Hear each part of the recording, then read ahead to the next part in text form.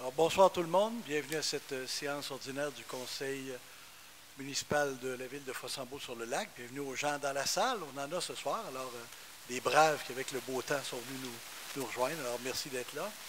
Donc, je prendrai une proposition pour le projet d'ordre du jour. Et je crois qu'il y a eu un ajout. Donc, une proposition, s'il vous plaît. Oui, alors Emmanuel Roy, je propose l'ordre du jour avec l'ajout du point 5.14, l'autorisation de paiement des comptes progressifs numéro 3 de la réfection des rues Germain et de la Lande par l'entreprise Pax Excavation Incorporée. Donc, j'en fais la proposition. C'est proposé, c'est appuyé par? J'appuie Mme Roy, Monsieur le maire. Merci, c'est adopté. 2. Procès-verbal, 2.1, adoption du procès-verbal de la séance ordinaire du 12 avril 2022. J'aurais besoin d'un proposeur, s'il vous plaît. Oui, les membres du Conseil ont reçu, dans les délais fixés par la loi, le procès-verbal de la dite séance. Le greffier est dispensé d'en faire la lecture. Je propose donc d'approuver le procès-verbal de la séance ordinaire du 12 avril 2022, tel que déposé. Que le maire et le greffier soient autorisés à signer. Merci. Quelqu'un pour appuyer? J'appuie Mme Huard, Monsieur le maire. Merci, c'est adopté. 3. Correspondance. Alors, je vous dépose la liste de la correspondance du mois d'avril 2022 et je vous invite à la consulter. Merci, M. le DG. 4. Gestion des finances. 4.1. Dépôt du rapport financier du rapport des vérificateurs de la ville de Fossambeau-sur-le-Lac au 31 décembre 2021. Alors, il me fait plaisir de vous déposer le rapport financier et le rapport des vérificateurs de la ville de Fossambeau-sur-le-Lac au 31 décembre 2021. Merci. 4.2, rapport du maire des faits saillants du rapport financier 2021. Alors, je vais lire un petit texte de 2 pages et quelques qui va être reproduit d'ailleurs dans le journal L'Entre guillemets pour le 1er juin. Alors, tel que requis par l'article 105.2.2 de la loi Saint-Étienne-Ville, je vous fais rapport des faits saillants du rapport financier et du rapport des vérificateurs externes sur le même rapport pour l'exercice financier se terminant le 31 décembre 2021. Ce rapport financier et le rapport des vérificateurs ont été préparés par la firme Bédard-Guilbeault Incorporée. Suite à la réalisation de leur mandat, les vérificateurs sont d'avis que les états financiers consolidés donnent dans tous les aspects significatifs une image fidèle de la situation de la ville de Fossambeau-sur-le-Lac et de ses organismes qui étaient sous son contrôle au 31 décembre 2021, ainsi que les résultats de leurs activités, de la variation de leurs actifs financiers nets, de leurs dettes nettes, de leur flux de trésorerie pour l'exercice clos à cette date, conformément aux normes comptables canadiennes pour le secteur public. J'ajouterais qu'il n'y a eu aucune note particulière afférente de déposée par les vérificateurs, donc c'est tout à l'honneur de notre service des finances de la trésorerie, alors de notre directrice des finances, merci, et de notre DG, évidemment, qui supervise le tout. L'exercice financier 2021 s'est soldé par des charges de fonctionnement de 7 402 313 $ versus des revenus de 8 232 334, soit un écart favorable de 830 021 $, et ce, excluant les résultats des organismes liés et des revenus d'investissement qui sont de 1 646 167 $. La prise en compte de l'amortissement des immobilisations du remboursement de la dette à long terme et des affectations dégage une somme supplémentaire de 390 995 $. Globalement, l'exercice financier 2021 s'est donc terminé avec un excédent de fonctionnement de 1 221 016 $ pour la ville, et ce, en excluant les organismes contrôlés et partenariats. Cet excédent de fonctionnement résulte principalement des recettes supplémentaires d'1 174 350, couplées à des dépenses supérieures de 329 573, qu'on va voir plus en détail. Les recettes supplémentaires proviennent notamment des droits de mutation et permis pour 755 245 $. On sait que c'est une année très, très active sur le marché immobilier, donc les droits de mutation sont en lien direct avec. Une subvention non prévue de 15 000 $ commandite de Desjardins pour la chapelle Saint-Joseph-du-Lac. Des frais refacturés divers de 61 108 $ services rendus lorsque les services des travaux publics, notamment, fait des travaux, des raccordements, ces choses-là. Des taxes foncières supplémentaires générées par des nouvelles constructions, 156 112 $, des revenus d'intérêt pour 34 114 $, des activités de loisirs pour 24 919 $. On peut aussi mentionner que l'aide financière du gouvernement du Québec pour contrer les effets de la COVID n'a cependant pas été prise en compte puisqu'elle a fut entièrement comptabilisée en 2020, même si la somme versée par le gouvernement servait pour 2020 et 2021. En regard de nos dépenses, celles-ci ont excédé nos prévisions puisque nous avons été confrontés à quelques travaux d'urgence et imprévus, tout en bénéficiant cependant de nos couvertures d'assurance pour en amoindrir l'impact. 2021 étant une année électorale, les dépenses reliées au changement de conseil tel que prévu par la loi ont contribué à ce résultat pour un montant total de 43 359 $. Les dépenses de la gestion administrative, en passant à 43 000, c'est entre autres, la grande partie, c'est le fonds qui est dédié pour les élus qui ne reviennent pas, qui est une espèce de montant qui leur permet de réintégrer soit le marché du travail ou de retourner vaquer à leurs occupations. Les dépenses de la gestion administrative, notamment au niveau des frais juridiques, est plus élevée de 138 721 $. Les dépenses imprévues, et ça, en passant à la gestion administrative, le gros du montant, c'était la révision, la concordance au règlement, au schéma d'aménagement de la MRC, qui a demandé un travail externe qu'on a accordé, entre autres, et quelques mandats pour la concordance, c'est plus loin à l'urbanisme, c'est les mandats d'honoraires professionnels d'avocats, notamment pour les poursuites en diffamation qu'il y a eu, et le travail de recherche qui a été fait pour valider les biens fondés de certaines récriminations qu'avait Ville-du-Lac relativement au secteur de la plage.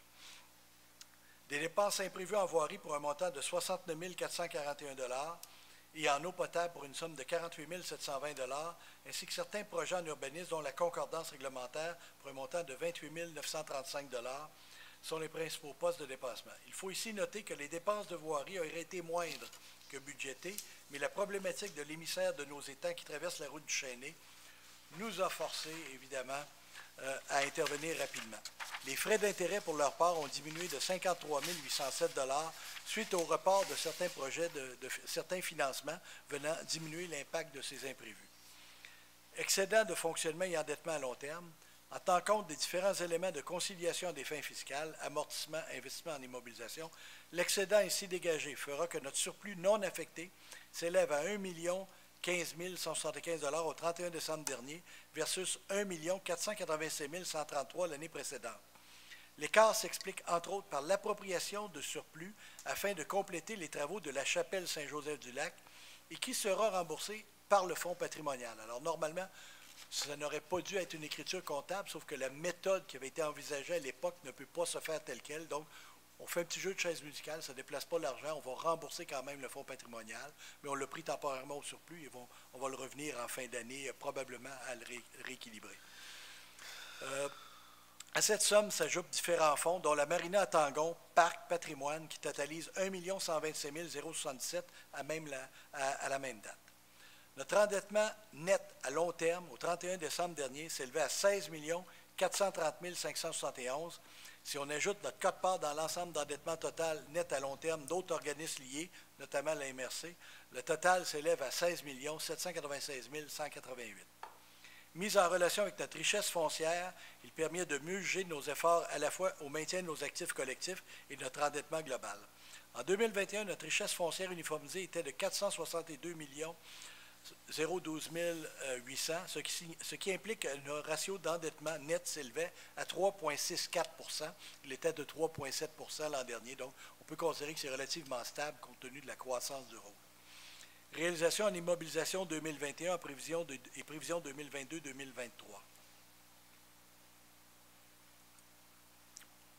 En 2021, nous avons complété la phase 1 de la réfection de la rue Gingras et de la rue des Dérivreurs sur une distance de près de 250 mètres. Nous avons dû intervenir en urgence pour refaire l'émissaire de nos étangs, qu'on a mentionné tantôt, de nos étangs, tel que mentionné précédemment. Nous avons poursuivi la réfection de certaines rues, dont la rue Germain, une portion de la rue des Voiliers, et complété à un pavillon près l'accès à la plage de la rue des Dériveurs. Les loisirs et l'agriculture ne furent pas en reste puisque nous avons finalisé la construction d'un bâtiment de service intégré à la chapelle Saint-Joseph-du-Lac. Cela permet à cette dynamique corporation de poursuivre le développement d'une offre culturelle bonifiée et diversifiée. Le Parc des Roses du secteur du Plateau fut également terminé comme prévu et bénéficie d'un achalandage digne de la qualité de ses équipements.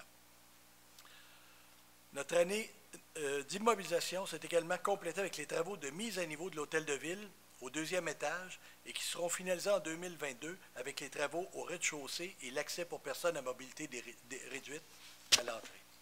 En 2022, nous poursuivrons les travaux de la rue Gingras jusqu'à l'intersection de la route de Fossambeau.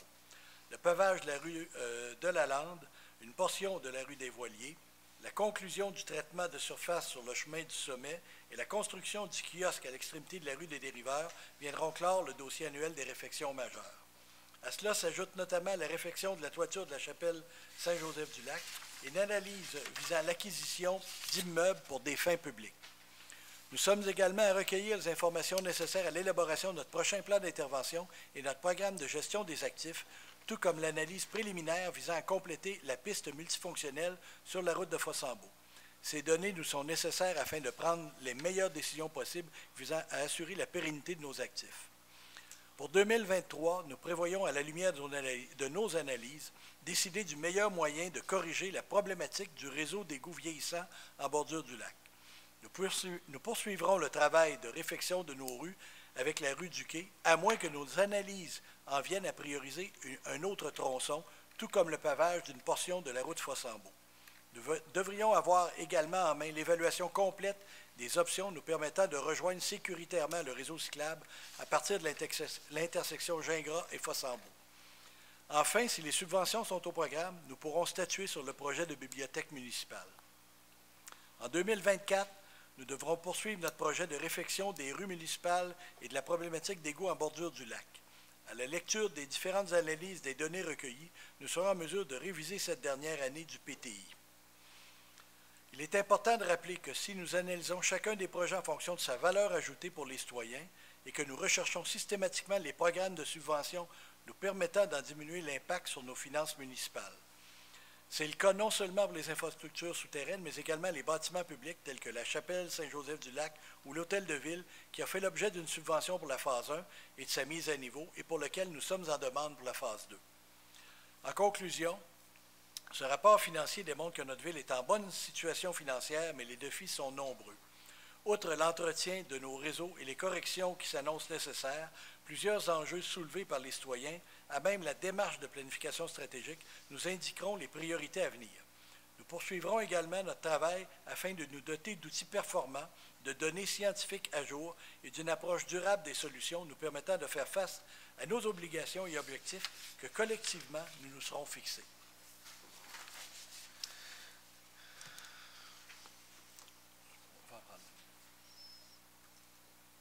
Merci.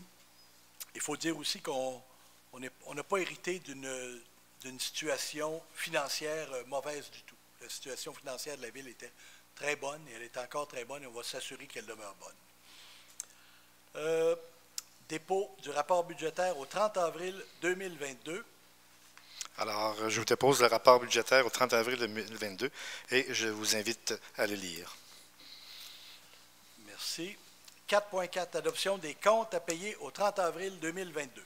Alors, je vous dépose par approbation la liste des comptes à payer au 30 avril 2022 qui totalise 586 373,75 $. Merci. J'ai besoin d'un proposeur, s'il vous plaît. Oui, alors Emmanuel Roy, je propose d'adopter la liste des comptes à payer au 30 avril 2022, totalisant une somme de 586 373,75 $, laquelle est annexée à la présente résolution pour en faire partie intégrante et valoir comme s'il était ici tout au long reproduite. Merci. Besoin d'un appuyeur? J'appuie, Monsieur le maire. Merci. C'est adopté à l'unanimité. Financement permanent des règlements d'emprunt numéro 110-40-2015 et 110-70-2015 à la suite des demandes de soumission publique, émission des billets d'emprunt numéro 22. Adjudication par billet de l'émission numéro 22, 4.5.1. Besoin d'un proposeur, s'il vous plaît.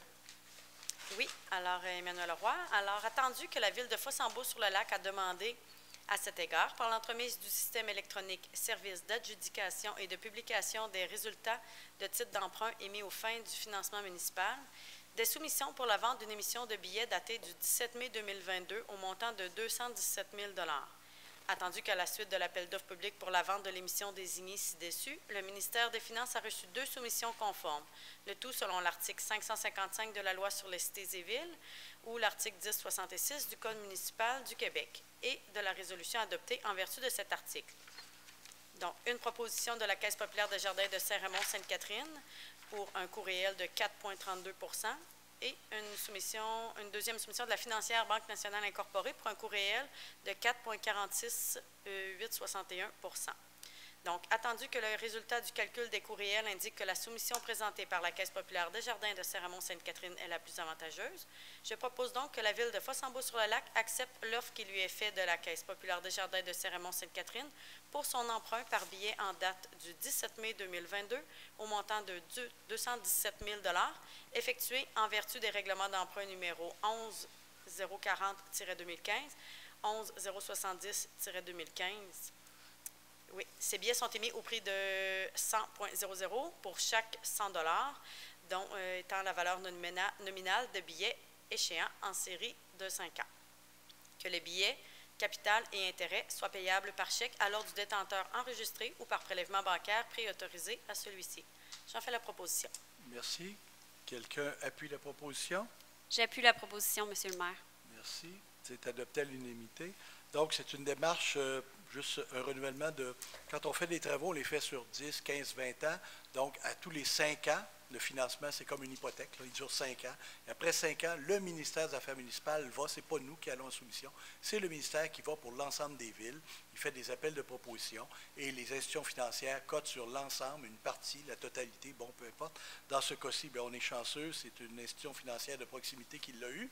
Par contre, je vous dirais qu'on est un peu surpris parce que les taux sont montés un peu. On est rendu autour de 4,32 alors qu'on finançait à 2,1, 2,2 l'an dernier. Alors, effectivement, on voit que le marché est en train de s'enflammer. Et donc, ça va. Par contre, notre cote est bonne. On l'a eu 100 100 cents dans la pièce, comme disait mon père. Donc, ça va bien de ce côté-là. 4,5,2, résolution de concordance de courte échéance relativement à un emprunt de billets au montant de 217 000 et qui sera réalisé le 17 mai 2022. Besoin d'un proposeur, s'il vous plaît? Oui. Emmanuel Roy. Alors, attendu que, conformément au règlement d'emprunt suivant et pour les montants indiqués en regard de chacun d'eux, la Ville de Fossambeau-sur-le-Lac souhaite emprunter par billet pour un montant total de 217 000 $ qui sera réalisé le 17 mai 2022 et réparti comme suit. Le règlement d'emprunt 11 040-2015 pour un montant de 151 500 $ et le règlement d'emprunt numéro 11 070-2015 pour un montant de 65 500 $. Attendu qu'il y a lieu de modifier le règlement d'emprunt en conséquence, attendu que, conformément au premier alinéa de l'article 2 de la Loi sur les dettes et emprunts municipaux, pour les fins de cet emprunt et pour le règlement d'emprunt numéro 11 040-2015, la Ville de Fossambeau-sur-le-Lac souhaite réaliser l'emprunt pour un terme plus court que celui originellement fixé à ces règlements. Je propose donc que le règlement d'emprunt situé au premier alinéa du préambule soit financé par billet, conformément à ce qui suit. Dans un premier temps, les billets seront datés du 17 mai 2022.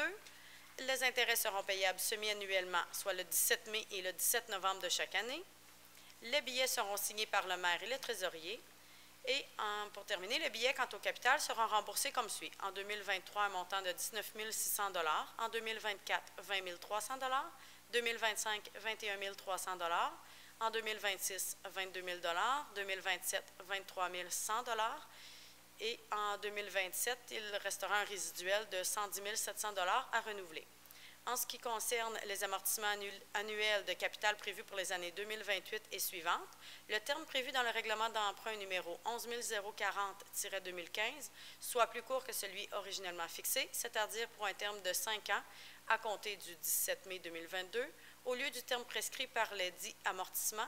Chaque émission subséquente devra être pour le solde ou partie du solde dû sur l'emprunt. Merci. C'est appuyé par? Myriam Deroy, j'appuie la proposition, Monsieur le maire. Merci. C'est adopté à l'unanimité. Alors, la concordance, dans le fond, c'est à 2 niveaux. On emprunte pour 15 ou 20 ans et comme on renouvelle pour 5 ans. Et habituellement, on n'est jamais à la même date. Alors, on n'est pas le 30 mai ou le 1er. On est le 17 pour cette année. Et quand ça s'est fait, donc, c'est uniquement de la, je dirais, technique, des technicalités. Les 2 règlements en question, c'est un règlement où il reste c'est le 110-40, il reste 10 ans, c'est pour les lumières de rue qui ont été faites en 2010, si ma mémoire est bonne. Et l'autre, c'est pour la marina à Tangon de 65 500, où il reste 5 ans finalement, et elle se rembourse avec les cartes, les abonnements là, pour les Tangons. Voilà. 4.6, état des immeubles dont les taxes sont impayées au 31 décembre 2021. Besoin d'un proposeur, s'il vous plaît. Auparavant, Monsieur le maire, je dois déposer au conseil municipal la liste des immeubles dont les taxes n'ont pas été payées en tout ou en partie au 31 décembre 2021. Merci, mon bon DG. Alors maintenant, on est rendu à j'ai besoin d'un proposeur. Oui, Manon Huard, j'autorise le directeur général à procéder aux mesures légales nécessaires afin de recouvrer les taxes impayées au 31 décembre 2021, et ce, au moment qu'il le jugera opportun. Merci. Quelqu'un pour appuyer? Oui, Mike Tuppert appuie la proposition de Mme Manon Huard. Merci. C'est adopté à l'unanimité. Autorisation de paiement 4.7, paiement final des comptes progressifs numéro 3, réaménagement de l'hôtel de ville, phase 2, construction envergure. Alors, il n'y a pas d'autre lecture. Besoin d'un proposeur, s'il vous plaît.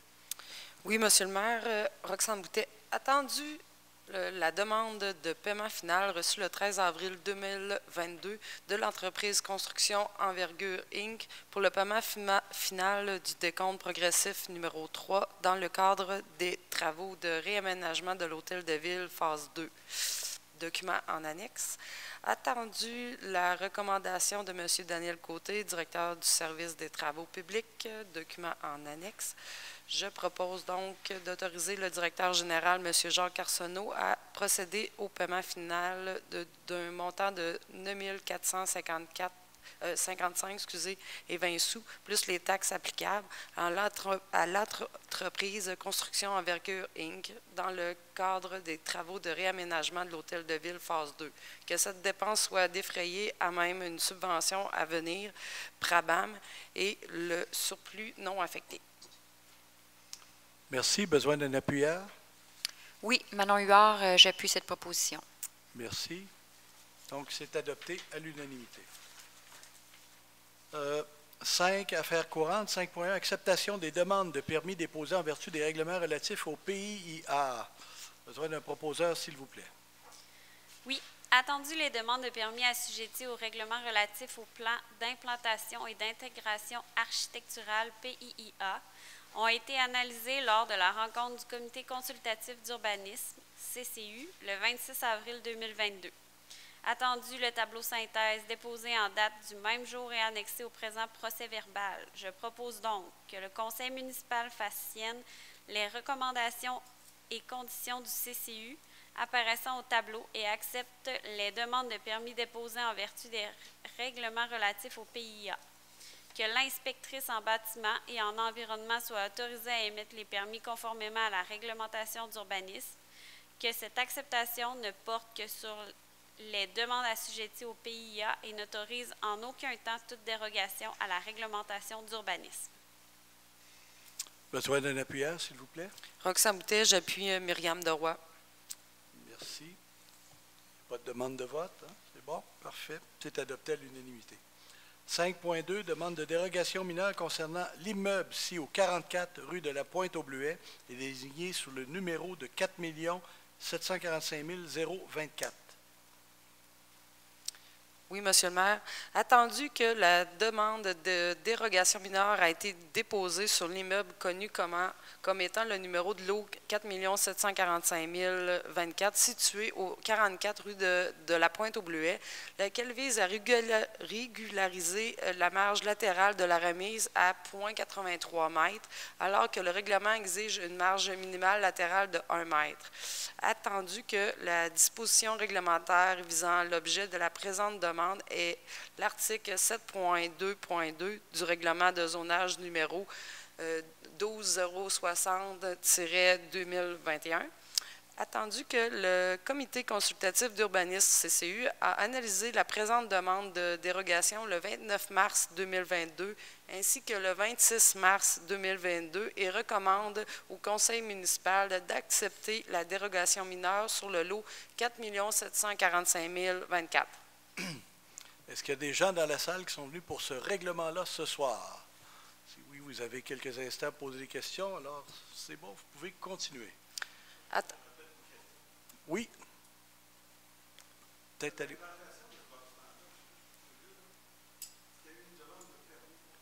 Oui, Oui, effectivement. Et on a appris l'histoire après. C'est vraiment. Et normalement, on ne l'accorderait pas nécessairement si c'est un bâtiment facilement déplacé. C'est un bâtiment qui est sur une dalle de béton.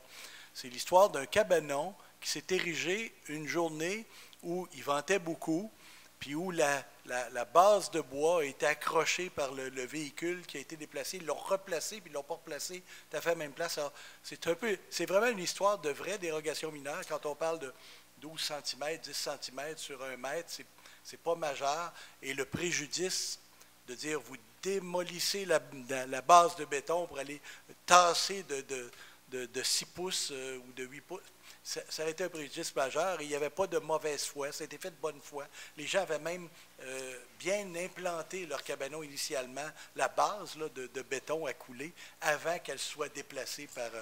alors, c'est un peu, quand on fouille un peu l'historique, on voit qu'il y a eu un paquet d'éléments qui étaient, je dirais, favorables, et ça ne causait pas de problème non plus avec le voisinage. Mais oui, vous avez raison, les dérogations mineures, on est en train de travailler beaucoup pour les ramener de façon très mineure, là, parce que les gens ont pris l'habitude des fois de commencer à être moins mineurs dans leur demande de dérogation. On va y aller positivement. Donc, on peut poursuivre, s'il vous plaît. Oui.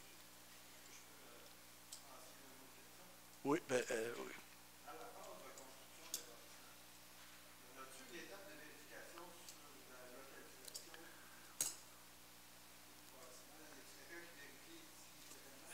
Habituellement, bon, la question, parce que je vais la répéter là, pour l'enregistrement, est-ce qu'il y a une étape de vérification avant la construction? Je dirais, à ma connaissance, là, il n'y a pas de villes qui le font. Techniquement, quand les gens signent un permis, ils s'engagent à respecter l'implantation qu'ils ont demandée. Dans plusieurs cas, les résidences modernes n'ont pas ce problème-là parce que la plupart font un certificat d'implantation. C'est un arpenteur qui va faire l'implantation. Habituellement, les bons entrepreneurs fonctionnent comme ça. Sinon, ils vont se donner une marge de manœuvre. Dans ce cas-ci, c'est un bâtiment accessoire, c'est le cabanon. Alors, ils n'ont pas fait venir nécessairement d'arpenteur, mais ils avaient mesuré, ils avaient pris leur distance. Les gens ont bien expliqué, là. Puis, si la base n'avait pas été accrochée par on va prendre le Redemix, où je ne me souviens plus, le camion qui livrait le béton, puis que la palette n'avait pas accroché, bien, probablement que ça serait arrêté couler au bon endroit, etc. Mais oui, c'est la responsabilité du propriétaire de s'assurer qu'il implante son bâtiment conformément à l'émission du permis qui lui a été émis. Bienvenue. On peut poursuivre? Attendu que le conseil municipal a entendu les personnes intéressées, attendu que les avis ont été publiés conformément à la loi, attendu qu'en vertu de l'alinéa 4 de l'article 145.7 de la loi sur l'aménagement et l'urbanisme, la présente résolution est transmise à la MRC de la Jacques-Cartier pour fin d'analyse. Je propose que le conseil municipal accepte la demande de dérogation mineure déposée sur l'immeuble connu comme étant le numéro de lot 4 745 024 situé au 44 rue de la Pointe-aux-Bleuets. Merci. Quelqu'un appuie la proposition? J'appuie la proposition, Monsieur le maire. Merci. Quelqu'un demande le vote? C'est bon. C'est adopté à l'unanimité. Vous avez remarqué que je ne le demande pas systématiquement parce qu'il y a des résolutions qui sont plus techniques. Ça ne servirait à rien de demander un vote sur quelque chose qu'on est obligé de faire. Là. Alors, voilà. 5.3, mandat d'honoraires professionnels. Peut-être juste revenir les dérogations mineures. Là. Souvent, on va retrouver ça quand ça a été les anciens chalets, les anciennes maisons, les chalets devenus des maisons, alors qu'on mesurait ça à partir des fois d'un lot dont la dimension, la borne était composée de vaisselle cassée. Là. Alors, on a beaucoup plus de ces éléments-là dans les vieux bâtiments que les nouveaux, mais il arrive effectivement encore dans les nouveaux, quelques cas, mais beaucoup plus rares. Voilà. 5.3, mandat d'honoraires professionnels, bilan de santé de la chapelle Saint-Joseph-du-Lac, atelier 4e niveau. Besoin d'un proposeur, s'il vous plaît. Attendu que la Ville désire connaître l'état de la chapelle Saint-Joseph-du-Lac pour assurer la pérennité et l'utilisation maximisée de ce bâtiment patrimonial. Attendu qu'il y a lieu à demander une étude préparatoire conceptuelle qui intégrait un bilan de santé avec l'estimation des travaux. Attendu que le service reçu en date du 18 mars 2022 de la firme Atelier 4e niveau au montant de 19 800 $ plus taxes applicables, document en annexe. Attendu les recommandations du directeur du service des travaux publics, M. Daniel Côté, document en annexe, Je propose donc de mandater la firme Atelier numéro 4 Niveau pour effectuer une étude préparatoire et proconceptuelle qui intègre un bilan de santé avec l'estimation des travaux de la chapelle Saint-Joseph-du-Lac pour un montant de 19 800 $ plus taxes applicables. Que cette dépense soit défrayée à même les surplus non affectés. J'en fais donc la proposition, M. le maire. Merci. Quelqu'un pour appuyer? Oui, Emmanuel Roy, j'appuie cette proposition. Merci. Quelqu'un demande le vote? Non. C'est adopté à l'unanimité. Donc, le but du mandat, c'est, on a commencé à investir, ça a déjà été fait, c'est le seul bâtiment patrimonial, oui, c'est le seul bâtiment patrimonial qu'on a en ville, donc on va en prendre soin, mais avant d'aller plus loin, c'est de connaître un état, j'étais habitué dans mon autre vie, on avait beaucoup de patrimoine, il y a un bilan de santé, c'est essentiel pour savoir dans quoi on s'embarque quand on commence à aller plus loin. Là, on a une toiture à refaire. Alors, avant d'aller plus loin sur la toiture, il faut être sûr que, et là, ça avait déjà été fait, la structure avait été validée, donc il y a quand même des bons, mais on n'avait pas un portrait global de la situation. Là, on va avoir un portrait global de la situation et on va pouvoir faire un plan d'intervention pour être sûr de maintenir cet actif-là le plus longtemps possible. Voilà. 5.4, mandat d'honoraires professionnels, élaboration du plan intégré de développement durable de la communauté et du plan stratégique par le laboratoire en innovation ouverte, le LIO, du Centre collégial de transfert en innovation ouverte, Cégep de Rivière-du-Loup. Besoin d'un proposeur, s'il vous plaît. Oui, attendu que la Ville désire se doter d'un plan intégré de développement durable de la communauté et d'un plan stratégique qu'on appelle Fossambeau 2050. Attendu les appels d'intérêt pour recruter une firme de consultants accompagnateurs soumis à le laboratoire en innovation ouverte, LIO, Centre collégial de transfert en innovation ouverte du Cégep de Rivière-du-Loup, Centre québécois de développement durable et votepour.ca. Attendu la seule offre reçue en date du 25 avril 2022 de la firme Le Laboratoire en innovation ouverte, Centre collégial de transfert en innovation ouverte, Cégep de Rivière-du-Loup, au montant de 58 375 $ pour l'option A, qui implique la facilitation de toutes les activités par le LLIO, et de 44 375 $ pour l'option B, qui consiste à offrir un appui cible à la demande comme consultant accompagnateur pour l'élaboration d'un plan intégré de développement durable de la communauté et d'un plan stratégique. Je propose donc de mandater la firme Le Laboratoire en innovation ouverte, LLIO, Centre collégial du transfert en innovation ouverte du Cégep de Rivière-du-Loup, comme consultant accompagnateur pour l'élaboration d'un plan intégré de développement durable de la communauté et d'un plan stratégique et en retenir l'option A au montant de 58 375 $ plus les taxes applicables. Merci. Quelqu'un pour appuyer? Personne pour appuyer? Oui, excusez-moi. Mike Tupper a appuyé la proposition de Mme Huard. Merci. Bienvenue, M. Tupper, à la rencontre. Donc, est-ce que quelqu'un demande le vote? Non, c'est adopté à l'unanimité. On a cherché quand même plusieurs organismes qui, à la fois, se spécialisent dans les animations communautaires, mais qui avaient une bonne connaissance en développement durable. Et, bon, ça a donné que... Je dirais, j'ai déjà fait affaire dans une autre vie, dans d'autres dossiers avec eux, qui ont fait la meilleure proposition.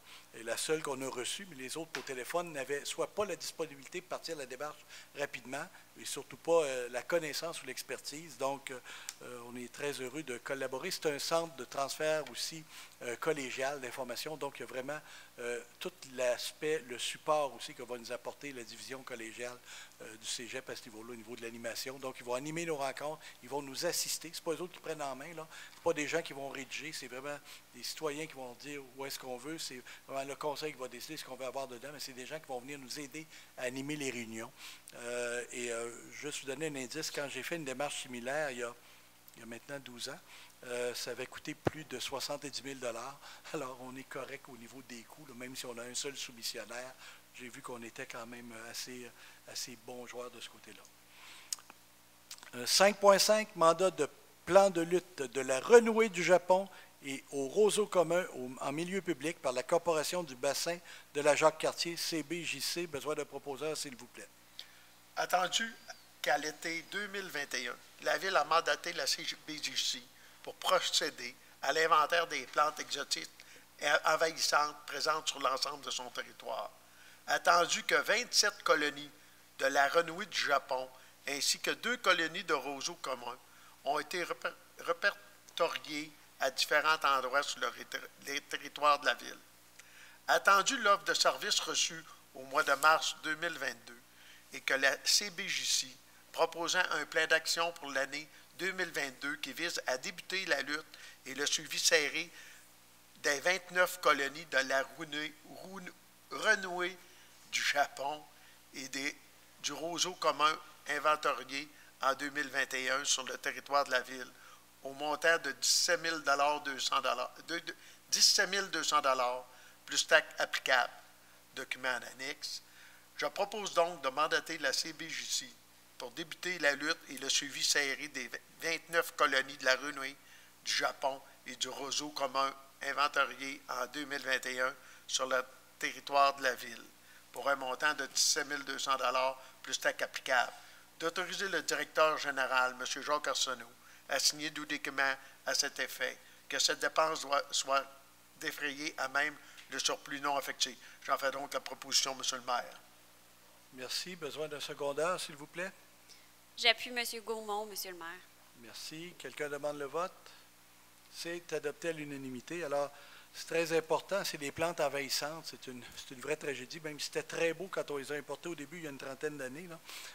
Mais bon, on s'aperçoit qu'effectivement, c'était fait pour être dans des jardins bien délimités, puis les gens n'avaient jamais vu que c'était aussi envahissant, et ça tue littéralement toutes les autres espèces indigènes qu'on pourrait retrouver autour. Donc, et si vous en retrouvez sur votre terrain, s'il vous plaît, vous ne les mettez pas dans le bac de compost, parce que quand on va prendre le compost après, mettre ça dans nos jardins, on va en avoir partout.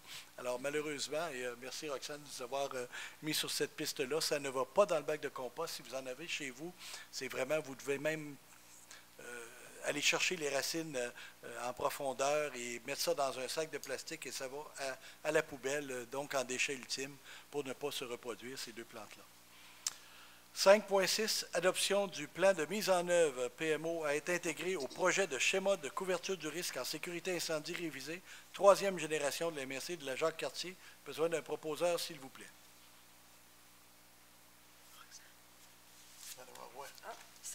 Roxane Boutet, attendu l'obligation de la municipalité régionale de comté MRC de la Jacques-Cartier d'établir, en conformité avec les orientations déterminées par le ministre de la Sécurité publique, un schéma de couverture de risque en sécurité incendie.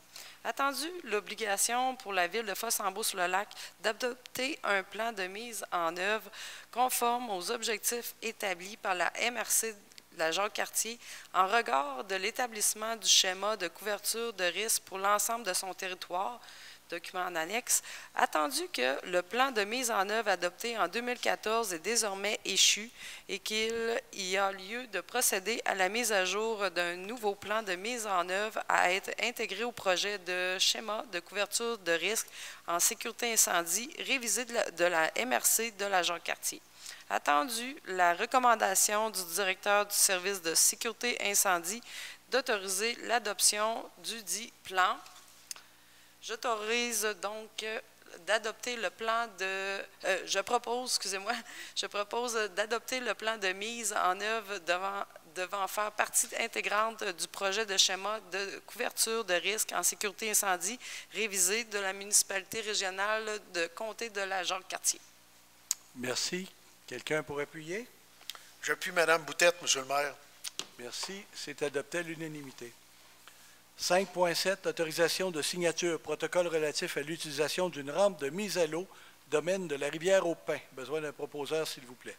Attendu que la ville de Fossambeau-du-Lac utilise la rampe de mise à l'eau située au domaine de la rivière au Pin, et ce pour ses citoyens. Attendu que le domaine de la rivière au Pin est disposé à permettre à la ville de Fossambeau-sur-le-Lac d'utiliser sa rampe de mise à l'eau. Attendu que les 2 parties ont convenu des paramètres financiers et autres encadrant l'utilisation de la rampe de mise à l'eau, lesquels sont stipulés dans un protocole d'entente, document et annexe. Je propose donc d'autoriser le maire et le directeur général à signer un protocole d'entente avec le domaine de la rivière au Pin relativement à l'utilisation de la rampe de mise à l'eau située sur le territoire du domaine de la rivière au Pin. Que la contribution monétaire de la ville de Fossambeau-sur-le-Lac soit de 15 000 pour la saison 2022. que cette dépense soit défrayée à même le budget de fonctionnement. C'est bien. Alors, quelqu'un pour appuyer? Oui, Monsieur le maire, Mike Tuppert appuie la proposition de M. Gaumont. Merci. Quelqu'un demande le vote? C'est adopté à l'unanimité. 5.8, programme d'assurance des organismes à but non lucratif. Proposeur, s'il vous plaît. Oui. Alors, attendu que des organismes à but non lucratif œuvrant sur le territoire et auprès des citoyens de la municipalité ont de la difficulté à trouver de l'assurance de dommages à un prix abordable compte tenu du risque qu'ils encourent ou font encourir. Attendu que l'Union des municipalités du Québec, en partenariat avec les municipalités, souhaite répondre à la problématique d'assurabilité et afin d'aider ainsi les OBNL. Attendu que l'UMQ procédera sous peu à un appel d'offres public pour les municipalités participantes au regroupement ainsi formé, en vue d'identifier un courtier ou un assureur qui offrira une proposition d'assurance à des conditions et au prix les plus avantageux pour les OBNL et que ceux-ci pourront, à leur discrétion, transiger ou prendre des assurances de dommages directement auprès du courtier ou assureur identifié. Attendu que le dit processus contractuel est assujetti au règlement numéro 26 sur la gestion contractuelle de l'UMQ pour ses ententes de regroupement, adopté par le conseil d'administration de l'UMQ. Je propose donc que le conseil autorise la municipalité de Fossambeau-sur-le-Lac à faire partie du regroupement pour lequel l'UMQ procédera sous peu à un appel d'offres public en vue d'identifier un courtier ou un assureur qui offrira la proposition d'assurance à des conditions et au prix les plus avantageux pour les OBNL reconnus par la municipalité. Que ce conseil reconnaisse aux fins de l'appel d'offres public qui sera lancé sous peu l'OBNL suivante. L'appel du lac Saint-Joseph, qui s'adresse au 19 rue de Lens-Bellevue. Donc, j'en fais la proposition. Merci. Quelqu'un qui appuie? J'appuie Mme Roy, Monsieur le maire. Merci. Quelqu'un demande le vote? Non, c'est adopté à l'unanimité.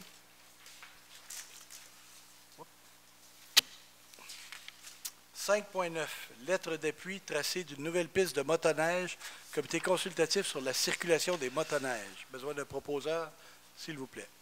Oui, attendu, la Ville désire offrir une alternative sécuritaire au passage des motoneiges sur le lac pour rejoindre le réseau de motoneige fédéré et diminuer la circulation sur la piste multifonctionnelle.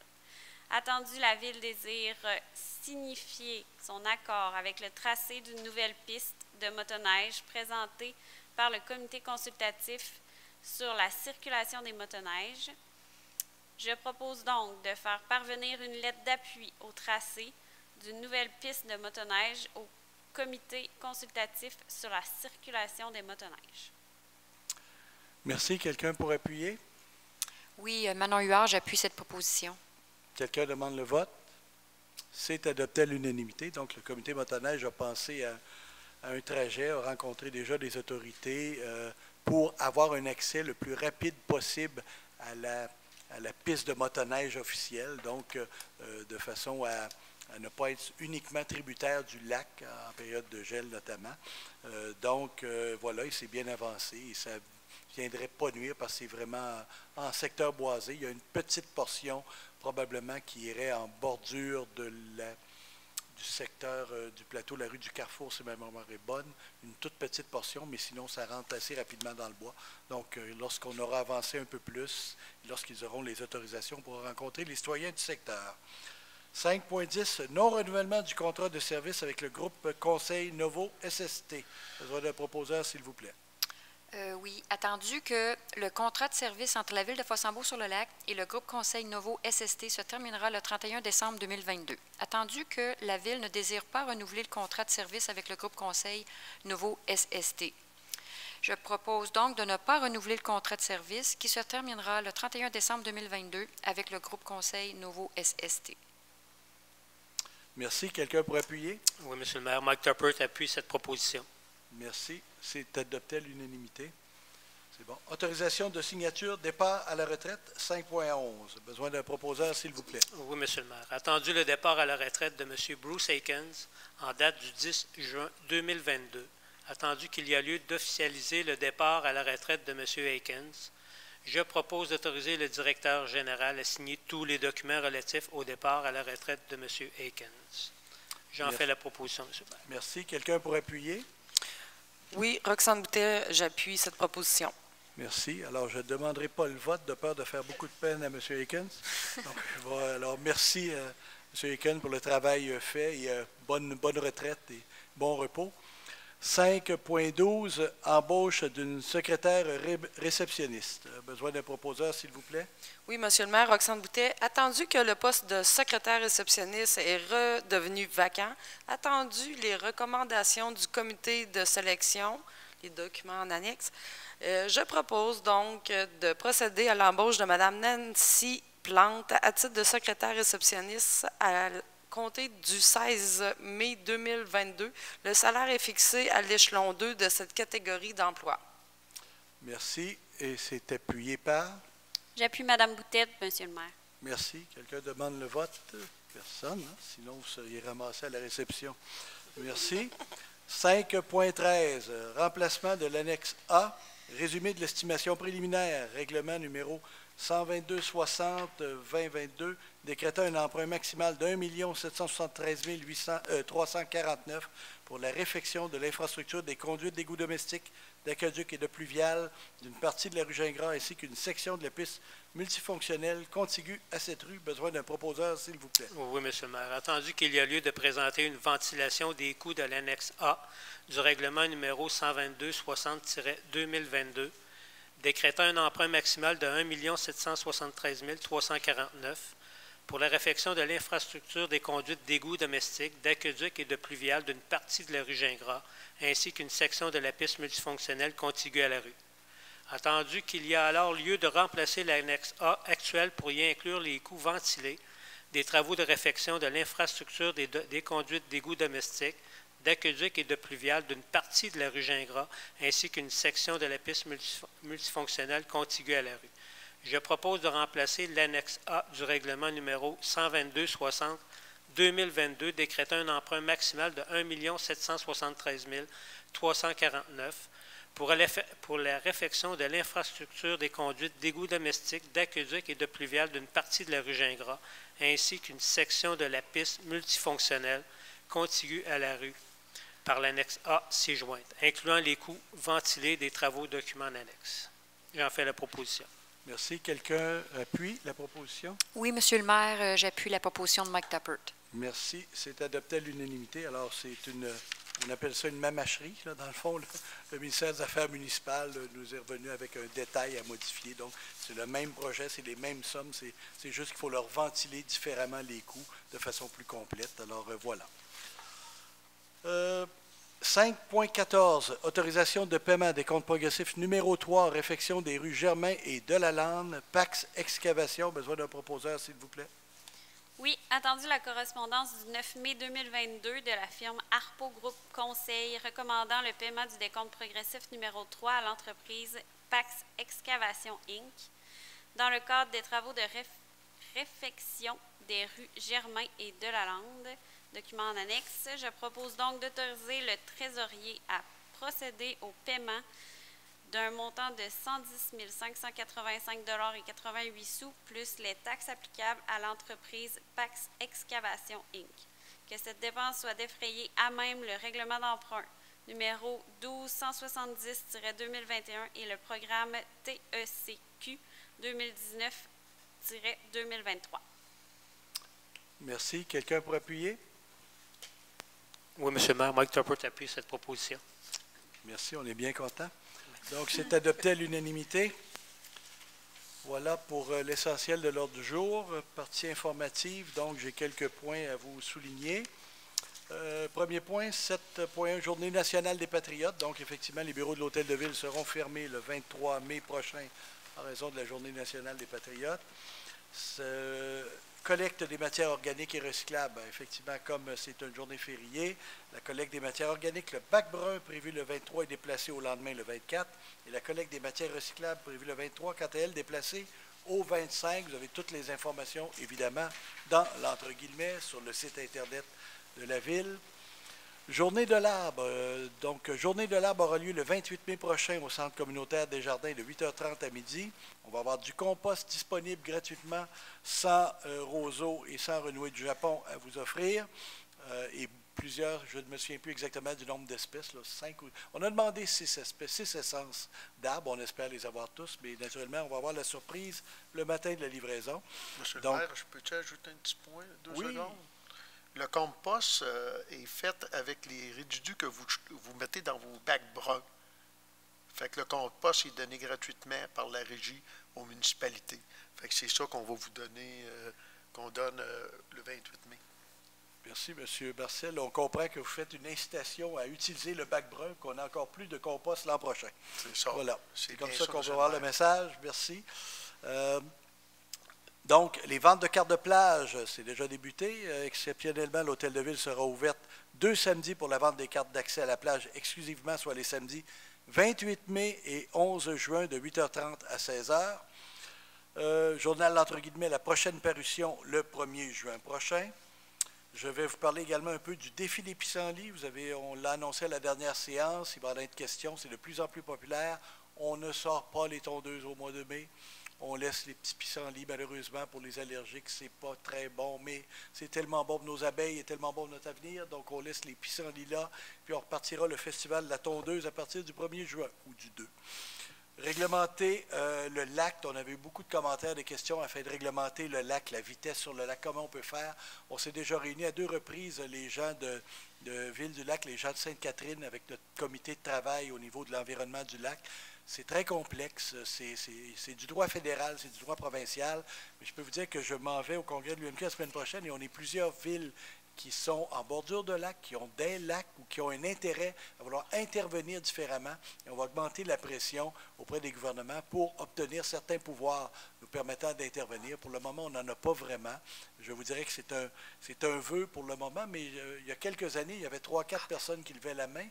Et aujourd'hui, on est beaucoup plus nombreux à vouloir intervenir à ce niveau-là. Donc, il y a des chances, ou du moins on espère, d'avoir les outils réglementaires qui vont nous permettre d'intervenir un peu plus à ce niveau-là, soit au niveau de la vitesse, soit au niveau même de toutes sortes d'éléments qui seront suggérés par les citoyens durant la démarche de planification stratégique, dont la première rencontre est le 32 mai.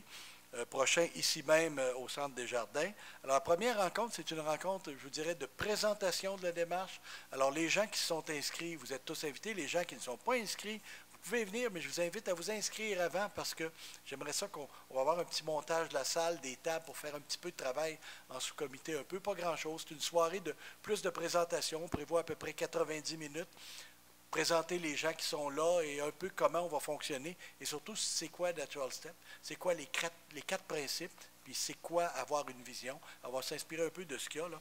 Donc, vous êtes invités pour et on va se donner un langage commun, on va connaître c'est quoi l'approche et on va établir probablement un calendrier de rencontre, du moins la première portion du calendrier de rencontre qui devrait nous amener jusque vers le 8-10 juillet où là on va profiter du beau temps et de l'été tout le monde et on va recommencer à quelque part au mois d'août pour enclencher la phase finale. Le 4 juin, c'est la grande journée des petits entrepreneurs. Alors, ils seront ici, si ma mémoire est bonne. Fait que donc, on vous invite à les encourager. L'an dernier, c'était super agréable. On avait le petit kiosque ouvert en plus à la porte. Donc, beaucoup de petits produits ils apprennent à devenir des gens d'affaires, ils apprennent à devenir des entrepreneurs. Et ça peut être des entrepreneurs publics éventuellement. On va avoir besoin de ressources dans 30 ans aussi. Donc, oui, c'est très intéressant. Je vous invite à venir les encourager. Le 1er au 7 juin, c'est la semaine québécoise des personnes handicapées.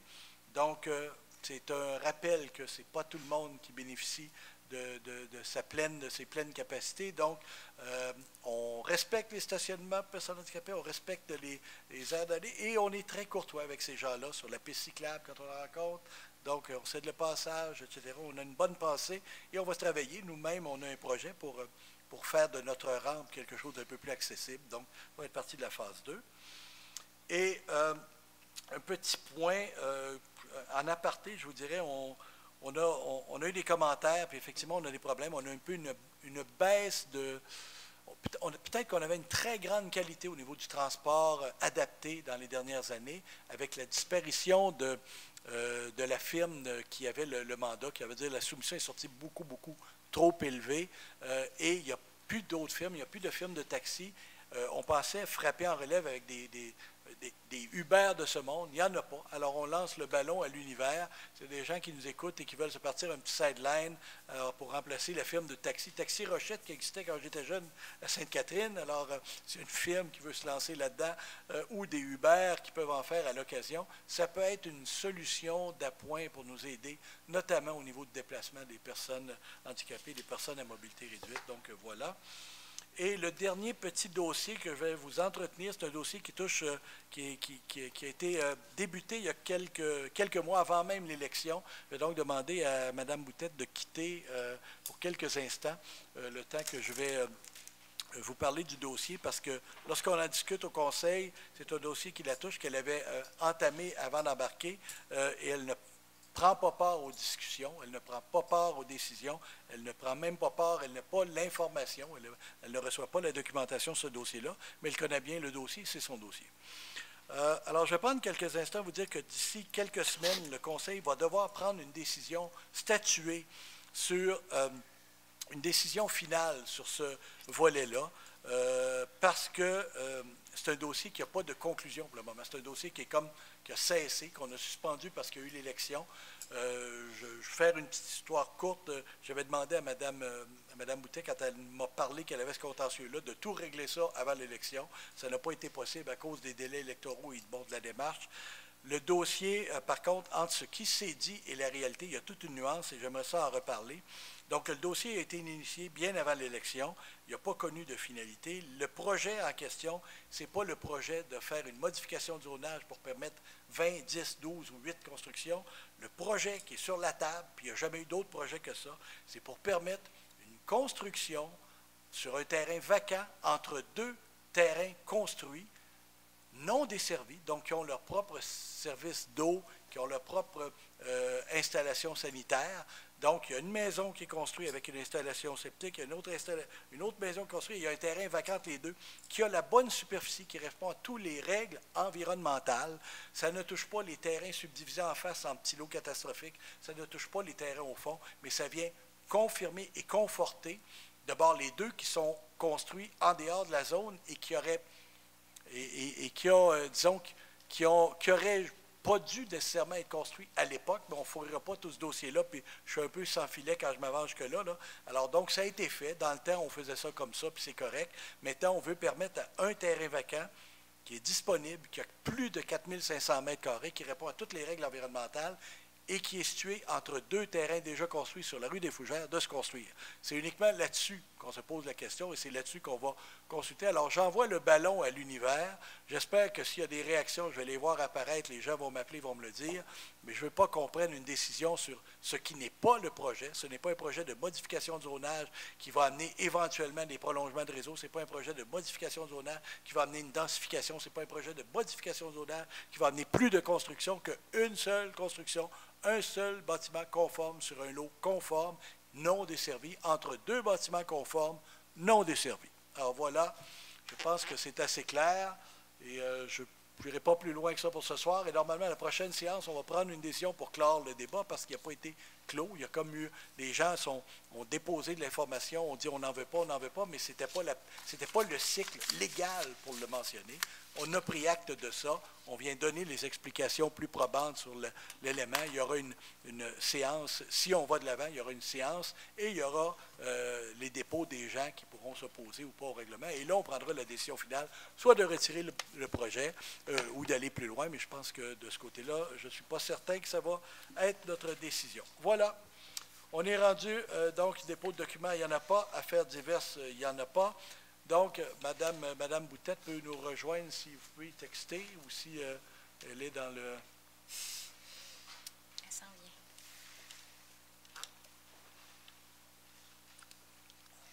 Alors, vous pouvez revenir, Madame Boutette, on a terminé.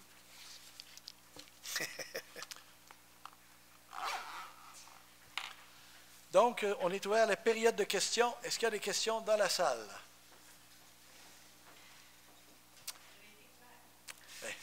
Merci. On va essayer de le demeurer. Alors, merci tout le monde. On a besoin d'une proposition pour la clôture. Oui, alors l'ordre du jour étant épuisé, je propose donc de fermer cette session et de lever l'Assemblée à 20h29. Merci. Merci tout le monde. Merci à vous.